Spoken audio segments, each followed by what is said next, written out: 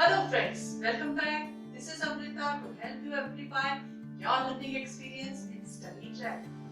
आज की इस वीडियो में हम आपके लिए लेकर आए हैं exam oriented content based on class 10 chapter 4 agriculture. इस वीडियो में हम फोकस करने वाले हैं 5 mark questions, 3 mark questions, 1 mark questions और higher order thinking skills and math work पर भी। और इसके अलावा हम आपको वीडियो के एंड में देने वाले हैं एक power tip.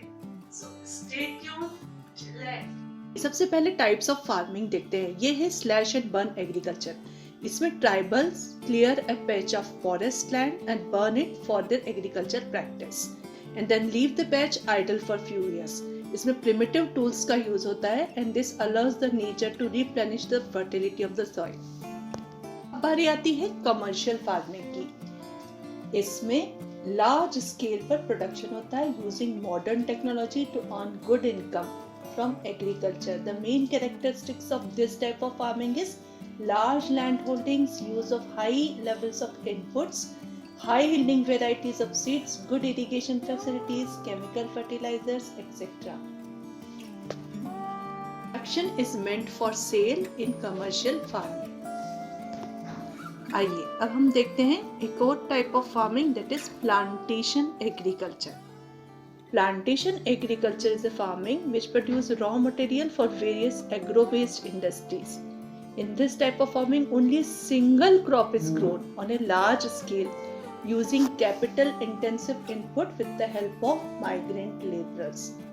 A good network of transport, communication, proper market facilities are required for this. This is well known. Crops are tea in Assam, North Bengal, and coffee in Karnataka is grown on a very large scale. So it has an interface of an industry. Rubber, tea, coffee, this type of crops are grown. So now you are able to answer these important 3 mark questions like what are the important features of slash and burn agriculture, explain any 4 characteristics of commercial farming in India, tell the characteristics of plantation agriculture, and besides this, it is very important for you to know the difference between primitive subsistence farming and intensive subsistence farming. So let's find out. Dear friends, agriculture is a very important activity of India. You know, about 60% of Indians are engaged in agriculture for their occupation. Difference पता लगाते हैं between primitive subsistence farming और intensive subsistence farming. Now सबसे पहले इसका meaning देखते हैं. What is the meaning of this word primitive? Primitive means old, traditional. Meaning of this word subsistence. Subsistence means for self consumption. ऐसी farming जो self consumption के लिए की जाए, जो खुद के उपयोग के लिए की जाए, उसे बोलते हैं सबसिस्टेंस फार्मिंग। और जिसमें पुराना तरीका अपनाया जाए, उसमें मॉडर्न टेक्निक्स अपनाई नहीं जाती थी, तो प्रिमिटिव सबसिस्टेंस फार्मिंग। और दूसरा है intensive subsistence farming. Now intensive का मीनिंग होता है कि जिसमें जो population pressure on land is more, तो that is known as intensive in this context. तो intensive subsistence farming, it is also meant for self consumption. तो इन दोनों में क्या डिफरेंस है? तो फर्स्ट डिफरेंस है size of farm. Size of farm in primitive subsistence farming is small, लेकिन अगर हम इसे इंटेंसिव सबसिस्टेंस फार्मिंग से कंपेयर करेंगे तो comparatively bigger size of farm use करेंगे इसमें। इसके अलावा इस फार्मिंग में बहुत सारे लेबरर्स और वर्कर्स फार्म पर वर्क करते हैं और एग्रीकल्चर को प्रैक्टिस करते हैं। सेकेंड इंपॉर्टेंट जो डिफरेंस है, it is related to implements. जैसा कि हमने पहले देखा, it is primitive means old fashioned. So primitive tools are used like hoe, like dowel, digging sticks, community labour is also use, और इसमें हम देखेंगे कि modern inputs are used like HYV seeds, fertilisers, insecticides, ये use होते हैं। तीसरा important difference है in terms of irrigation. Primitive farming depends on monsoon, but intensive subsistent farming में इरिगेशन फैसिलिटीज यूज की जाती हैं, जैसे कि कैनाल इरिगेशन, ट्यूबवेल्स आदि यूज किए जाते हैं। फोर्थ डिफरेंस है कि in primitive subsistence farming the farmers depend on natural fertility, means they leave the land to regain their natural fertility. लेकिन इसमें they use modern inputs, तो they are using fertilizers, they are using insecticides, so productivity of land is higher in this intensive subsistence farming. इसके बाद it is meant for self consumption. This is also meant for self-consumption, but here the production is more, and here the productivity is low. So this is the basic difference between primitive subsistence farming and intensive subsistence farming. Let's look at the important 5-mark questions.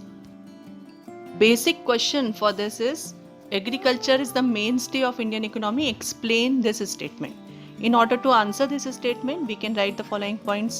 First one can be like this: agriculture has been the backbone of Indian economy. It is providing employment to about 63% of Indians. It is the primary source of food for our country. It provides raw material for our industries, and it contributes significantly to GDP and to foreign exchange. Another important question is, why do we need to have technical and institutional reforms in India? And suggest the initiative taken by the government to ensure the increase in agricultural production. We need technological and institutional reforms because the progress of agricultural development has been very slow. We are not able to provide the required food grain for our growing population, and most of the farmers in large parts of the India still use outdated technology. Now let us understand the various technological and institutional reforms introduced by Government of India to improve Indian agriculture through this video. आइए अब देखते हैं which are the technological and institutional reforms introduced by Government of India to improve Indian agriculture. तो सबसे पहले हम नजर डालेंगे टेक्नोलॉजिकल रिफॉर्म्स पर। गवर्नमेंट ऑफ इंडिया ने बहुत सारे रिफॉर्म्स में चेंजेस लेके आए जिससे कि एग्रीकल्चर की प्रोडक्टिविटी को बढ़ाया जा सके। तो उसमें जो फर्स्ट नंबर पर है introduction of high yielding varieties of seeds. अगर हाई यील्डिंग वेराइटीज मतलब जेनेटिकली इम्प्रूव्ड सीड्स यूज करेंगे तो जो प्रोडक्शन है वो ज्यादा होगा। तो पहला रिफॉर्म था introduction of high yielding varieties of seeds. उसके बाद फर्टिलाइजर्स का उपयोग किया गया। फार्मर्स को कहा गया कि different type of fertilisers use करें जिससे कि प्रोडक्टिविटी को बढ़ाया जा सके। इसके बाद इंसेक्टिसाइड्स और पेस्टिसाइड्स के यूज पर भी स्ट्रेस किया गया। इसके अलावा modern implements were also introduced in agriculture, जैसे ट्रैक्टर्स, थ्रेशर्स और डिफरेंट टाइप ऑफ इम्प्लीमेंट्स पर यूज। इसके बाद मॉडर्न इरिगेशन मेथड्स पर स्ट्रेस किया गया। जब ये सभी रिफॉर्म्स इंट्रोड्यूस किए गए उसके अलावा गवर्नमेंट ऑफ इंडिया किसानों के लिए क्रॉप इंश्योरेंस स्कीम लेके आई। कई बार ड्रॉट की वजह से या एक्सेसिव रेनफॉल की वजह से जो क्रॉप है वो नष्ट हो जाता है, तो उसके लिए इंश्योरेंस स्कीम लेके आई। इसके अलावा वेदर बुलेटिन और बहुत सारे ऐसे प्रोग्राम्स फार्मर्स के लिए गवर्नमेंट ऑफ इंडिया लेके आई जो कि दूरदर्शन और रेडियो पर प्रसारित किए गए जिससे कि उनको मदद दी जा सके, उनको उससे रिलेटेड इंफॉर्मेशन दी जा सके। इसके अलावा किसान क्रेडिट कार्ड इंट्रोड्यूस किया गया जिससे कि वो लोन ले सकें, छोटे लोन ले सके। इसके अलावा एक मिनिमम सपोर्ट प्राइस निश्चित की गई ताकि जो मिडिलमैन है वो उनको एक्सप्लॉइट नहीं कर सके। तो फार्म्स के लिए मिनिमम सपोर्ट प्राइस उनकी जो प्रोडक्ट्स हैं उनके लिए डिसाइड की जाती है। इसके अलावा बहुत सारी स्टोरेज फैसिलिटी भी फार्मर्स को प्रोवाइड की गई। तो अगर हम इन सभी रिफॉर्म्स को देखते हैं तो हम देखते हैं कि इन सभी रिफॉर्म्स को जब लाया गया तो 1970s में जो इंडिया का फूड क्रॉप प्रोडक्शन था वो काफ़ी बढ़ गया। इसके अलावा हम देखते हैं कि विच वर द इंस्टीट्यूशनल रिफॉर्म्स। आइए अब देखते हैं इंस्टीट्यूशनल रिफॉर्म्स। इंस्टीट्यूशनल रिफॉर्म्स में हम सबसे पहले देखिए abolition of zamindari system. Bharat में जमींदारी सिस्टम था बहुत पहले से, पुराने जमाने से। जो लैंड थी it was possessed bye zamindars और लैंडलॉर्ड्स। तो इसको मिटा दिया गया, इस जमींदारी सिस्टम को मिटा दिया गया और the land came into the hands of the government of India. इसके अलावा नेक्स्ट स्टेप था consolidation of land holdings.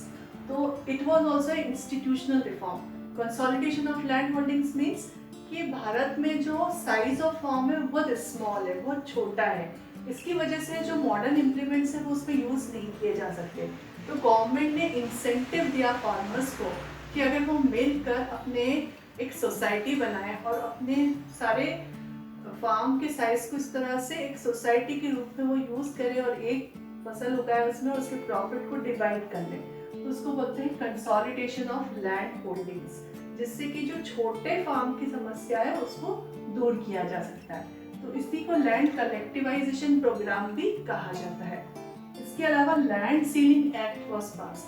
Land ceiling act के अंतर्गत ऐसा तय किया गया कि एक सीमा तय की गई कि हर व्यक्ति अगर कोई लैंड को खरीदना चाहता है, जमीन को खरीदना चाहता है, तो एक निश्चित सीमा तक ही वो जमीन को खरीद सकता है। अनलिमिटेड लैंड को कोई व्यक्ति इंडिया में नहीं खरीद सकता। तो ये जो रिफॉर्म्स थे इन सभी को इंस्टीट्यूशनल रिफॉर्म्स कहा जाता है। तो जब हम टेक्नोलॉजिकल और इंस्टीट्यूशनल रिफॉर्म्स को देखते हैं तो जब ये इंट्रोड्यूस किए गए तो हमने देखा कि उसके कुछ ही सालों में, इंट्रोडक्शन के कुछ ही सालों में जो एग्रीकल्चरल प्रोडक्शन था वो काफ़ी बढ़ गया और we got self-sufficiency in food grain production. Let's see some higher order thinking skills questions based on this chapter. The first one, discuss the reason for which our agriculture sector is dominated by intensive subsistence farming. Now, if we look at this question, we will find that land holding in our country have become fragmented. So, technological application is not viable for the farmers. Then, huge population and domestic animals depend on this limited agricultural land. Then, lack of awareness about modern technology. These all are the reasons that why our agriculture sector is dominated by intensive subsistence farming. Let us look at the next question. What is the impact of globalization on Indian agriculture and what steps are required to make agriculture beneficial for all? Because of the introduction of globalization in 1990, Indian farmers have to face lot of competition and it is very difficult for them to cope up with the products which are highly subsidized in the foreign countries. And to make agriculture successful and profitable, proper thrust has to be given, improve the condition of marginal and small farmers. Organic farming has to be introduced. Indian farmers should diversify their cropping patterns and more different type of crops should be adopted and technology should be updated. You can be asked to answer a question like this also. Hari owns a farm in Uttar Pradesh. He wishes to cultivate either jute or sugarcane. He shall cultivate which crop out of these two, keeping in mind the conditions required for their growth? Explain.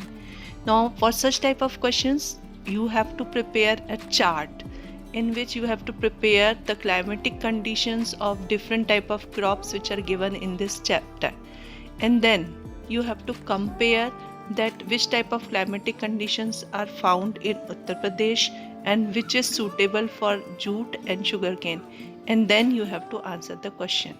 So naturally the answer of this question will be sugarcane, because Uttar Pradesh has the climatic conditions which are suitable for the growth of sugarcane. And then in this answer you have to write the climatic conditions required for the growth of sugarcane.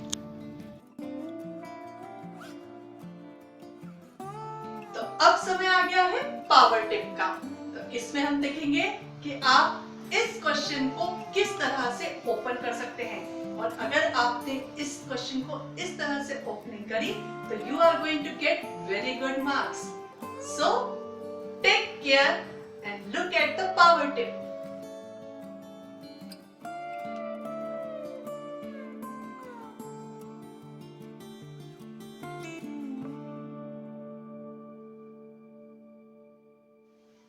I hope you must have enjoyed this video and you must have immensely benefited from all the content that we have provided in this video. So, इसी प्रकार के और videos को देखने के लिए please subscribe our channel study track.